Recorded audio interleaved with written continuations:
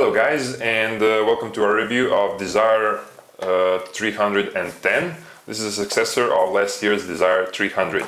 It's got a 4.5-inch display and it looks pretty cheap. With cheap Android smartphones, you don't expect too much, but actually last year's HTC Desire 300 had a pretty nice design, while this year's Desire 310 looks more like Desire 200, not 300, and to me it reminds me of cheap Chinese smartphones with Android, which is not very good for the HTC brand as we remember it. The back cover actually looks good. It looks like this is rubberized, but it's not. It's just a plastic. You can switch the covers. You get some colors like black, white, and this purple, but it's not something very appealing. Since this is a very small device, it'll fit in any pocket with no problem. It's a little bit bulkier, but I wouldn't say it's a problem because it's slightly curved. It's not too wide, so in hand actually it feels pretty good. It looks tight, it's not low quality, but I think that the paint from the sides after a while of using it could get off. Regarding ergonomics, those side keys are really not good. This unlock key is not so precise. It should be bumped up a little bit more. The same thing is with volume keys. While those keys below the screen are now part of the screen. Last year they were beneath the screen, they were over here. Now they're here, so when you rotate the device in gallery or some other parts of the interface, they will change position. This 4.5-inch screen is actually good.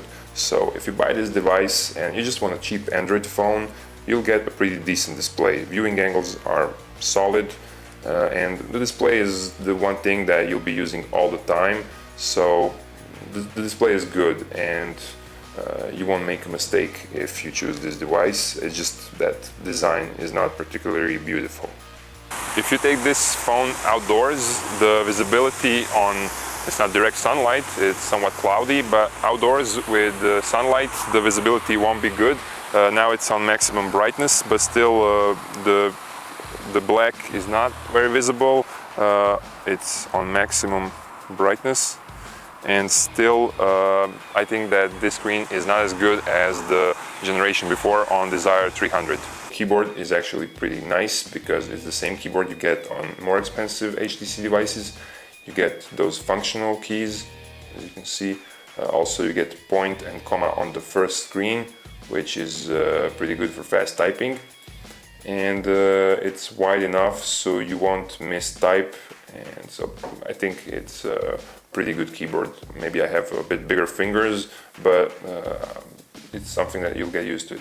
The slight problem is that I don't think this is glass, this cover. Maybe it's some combination of plastic and glass, but it's not as smooth as on more expensive devices. I was very surprised that this Android does not look the same as on more expensive HTC Desire devices, and especially it doesn't look the same as on HTC One M8.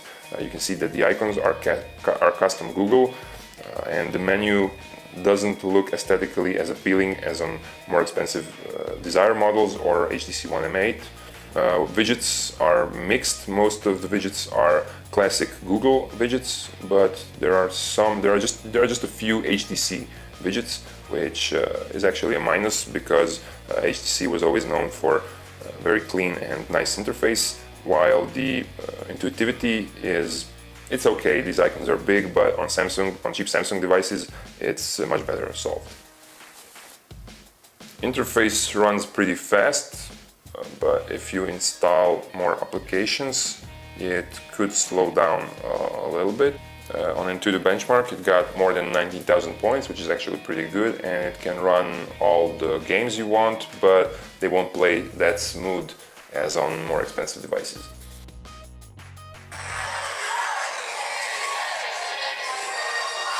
Regarding speaker, it's relatively loud. It's not something spectacular.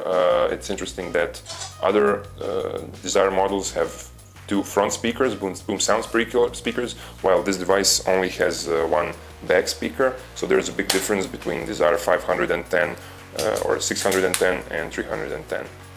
This device doesn't have a shutter key for camera, but a lot of Android devices don't have it, so we can't take it as a disadvantage.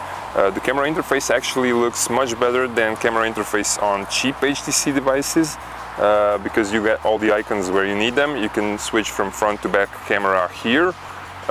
Snapping is pretty fast, and also you can choose video or additional settings.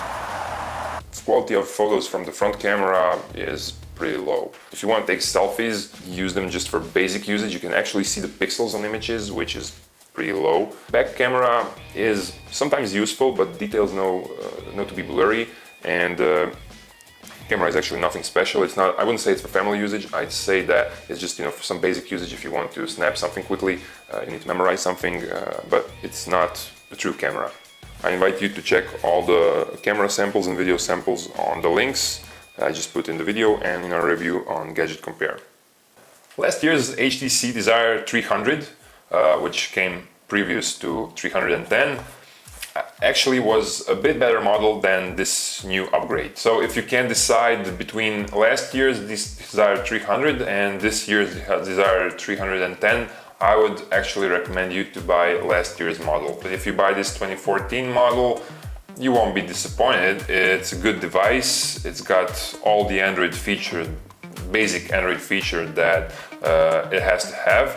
But it's not a classic HTC device, because you do get blink feed on the first screen. You do get some widgets that look like on other HTC devices, but the interface actually looks like stock Android, which I dislike. And all the options and those virtual keys that are below the screen, they're part of the screen. They're not divided down there like there were on the models from the last year. Those are all downgrades, and this lowest budget HTC could have been a lot better, and it's not representing what HTC used to represent last year on the budget models.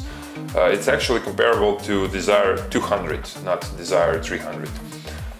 That's all from me. Thanks for watching.